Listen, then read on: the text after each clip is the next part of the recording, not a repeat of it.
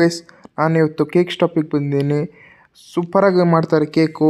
ಸೆಲೆಬ್ರಿಟೀಸ್ಗಳೆಲ್ಲ ಬಂದು ತೊಗೊಂಡೋಗ್ತಾರೆ ಅಂತ cake.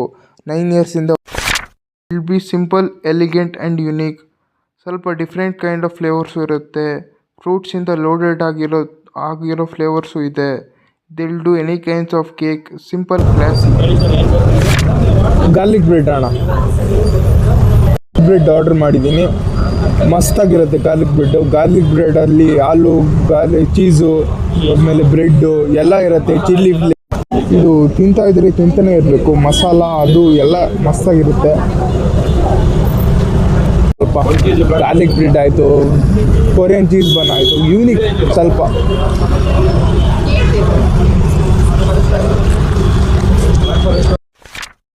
Korean cheese bun will be buttery, creamy, cheesy.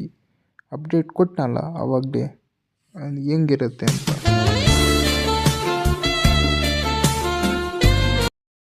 ಅಣ್ಣ, ಪಿಸ್ತಾಚಿಯೋ ಕೇಕ್ ಬಾರ್ ಕೊಡಿ ಅಣ್ಣ. Pistachio cake.